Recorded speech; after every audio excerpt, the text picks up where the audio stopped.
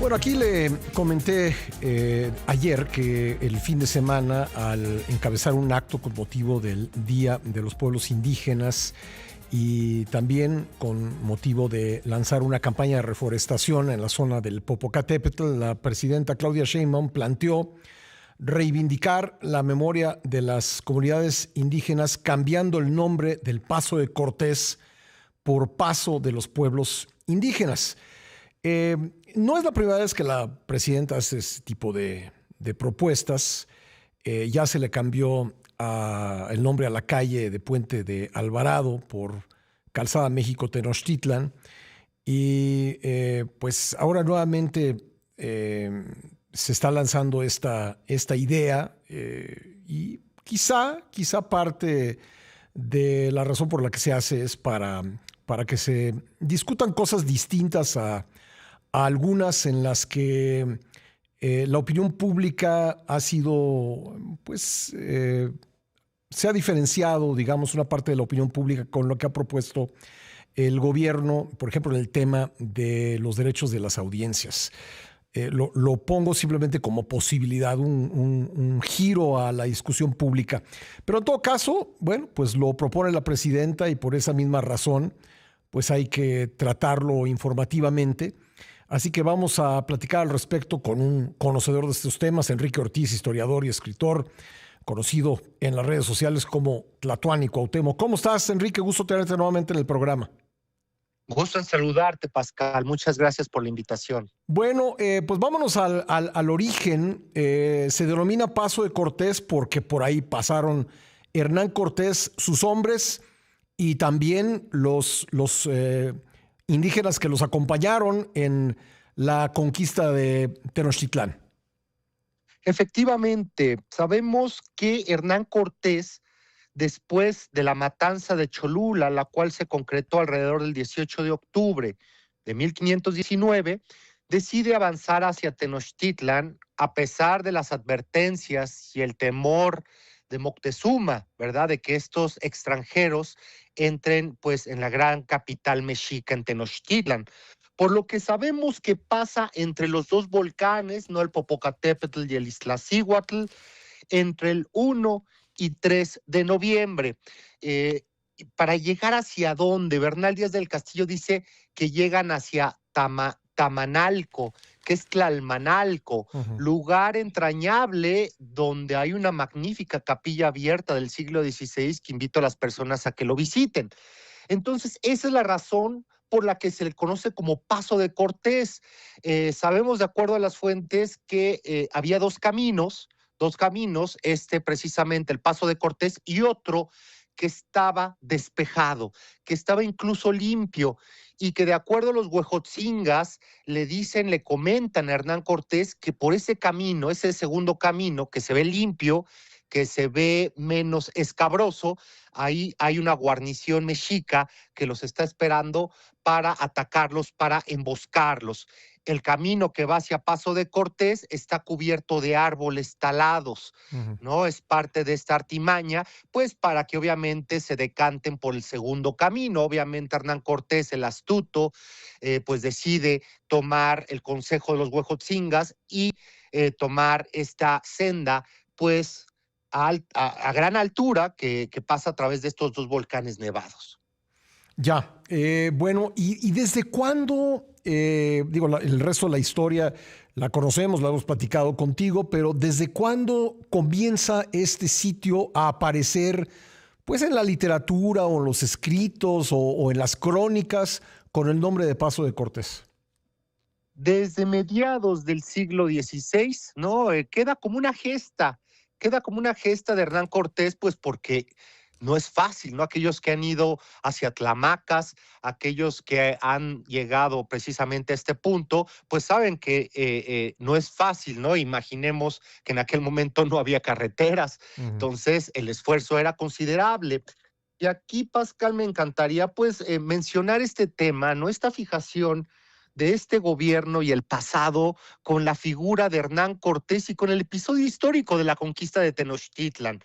La realidad es que existe esta manía de cambiar nombres como si estos nombres pues buscaran enaltecer a los conquistadores. La realidad es que estos nombres realmente es memoria, es huella histórica de los acontecimientos que se dieron allá entre 1519 y 1521, y sí, teniendo como protagonista a Hernán Cortés, a Doña Marina y también a Motecuzoma.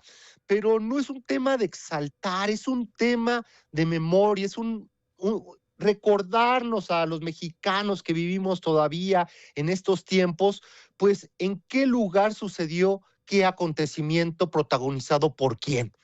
¿Verdad? Es como tú bien lo comentabas, la noche triste, pues la noche triste no es un tema de bandos, no es un tema de miopía histórica, ¿no? De blancos y negros o de héroes contra villanos. Es un tema, pues, de que Hernán Cortés llora esa noche. De la misma manera, Puente de Alvarado, pues recuerda, ¿no?, el escape de Pedro de Alvarado durante la noche triste. Sucede lo mismo con Paso de Cortés. La historia está ahí para ser analizada, para ser estudiada, no para ser juzgada, y mucho menos cuando la historia, pues, se trata de empujar detrás de una agenda política o ideológica, donde hay buenos y malos, y tú bien sabes que la historia, pues, no cojea de ese pie. Claro. Bueno, entiendo que este lugar también tenía un nombre originario, prehispánico, indígena. Se le ha conocido por ese otro nombre. Podría ser, digamos, que al dejarle el nombre de Hernán Cortés también se le pueda llamar por el nombre que tenía originalmente. Pues realmente la forma en la que la conocemos, pues es Paso de Cortés, ¿no? Ujú. Es Paso de Cortés. Realmente el nombre originario, pues digamos que no es muy usado, también porque no es un lugar, pues que sea muy asiduo de Sí, visitantes, no ¿verdad? es Por el no es frío, una población, no es un pueblo, ¿verdad? No no existe. es un Es un pueblo lugar tampoco, geográfico. ¿no? Efectivamente, no es Sí. una población, ¿no?, que venga desde el siglo XVI o del siglo XIII, no, para nada, es un paso, Sí. ¿no? E incluso es importante mencionar que ahí hay un monumento, una especie de estela, Ujú. una especie de lápida de gran formato con una alto relieve en bronce, donde precisamente que se ve a Hernán Cortés, se ve acompañado de sus castellanos, de Doña Marina y también de los aliados, principalmente para este momento ya tlaxcaltecas. Ujú. Ya en este momento los zempoaltecas quedan atrás, ¿no? Y Hernán Cortés pues ya forjó para este momento esta importante alianza con los 4 señoríos de Tlaxcalan, pues ¿con qué propósito? Pues con el propósito de acabar, de minar el poderío de sus grandes enemigos, que son los mexicas. Y es un monumento realmente hermoso, desde mi perspectiva, destacado, que guarda esa memoria. Y bueno, obviamente, contrario a todas estas imaginerías de que desde la punta, bueno, desde el paso de Cortés, Bernal, Pedro de Alvarado, Doña Marina alcanzan a ver, ¿no?, lo que son los lagos de la Cuenca de México, realmente es parte de la parte romántica del Ujú. relato, porque aquellos que han ido a Paso de Cortés, aquellos que han ido a Tlamacas, pues saben, pues de la constante presencia de nubes, ¿no? Casi siempre nublado. Por eso los propios mesoamericanos pensaban que la lluvia se originaba del monte Tlaloc y de estas grandes elevaciones como el Popocatépetl e Iztaccíhuatl. Bueno, ¿y cuántos pasaron, de acuerdo con la historia, cuántos pasaron por el paso de Cortés en ese episodio de la conquista? Sí, estaríamos hablando, las fuentes, como siempre, las fuentes remiten principalmente a los efectivos españoles o castellanos, Ujú. porque la gran mayoría de los que escriben estas fuentes, pues eran españoles. Queda la incógnita sobre cuántos aliados tlaxcaltecas. Se estima que alrededor de 2,000, 3,000 aliados tlaxcaltecas, y de las fuerzas de Hernán Cortés castellanas, se estima que alrededor entre 400 y 450 hombres Ujú. son las que pasan por ahí. Un contingente, pues considerable, ¿verdad? Sobre todo con este tema de los grupos indígenas, de los guerreros indígenas, de los porteadores, que también en gran medida son ignorados. Y no acabaríamos nunca si comenzamos con ese revisionismo histórico, ¿no? Digo, no me imagino ni lo que ocurriría en Alvarado, Veracruz, si alguien propusiera cambiarle el nombre a esa ciudad, por mencionar un lugar. Sí, no, y también está el famoso ejemplo, pues que se armó un debate bastante intenso sobre la glorieta y el conjunto escultórico de Colón, Sí. que gran historia que está detrás de ese conjunto escultórico y que se decidió removerlo.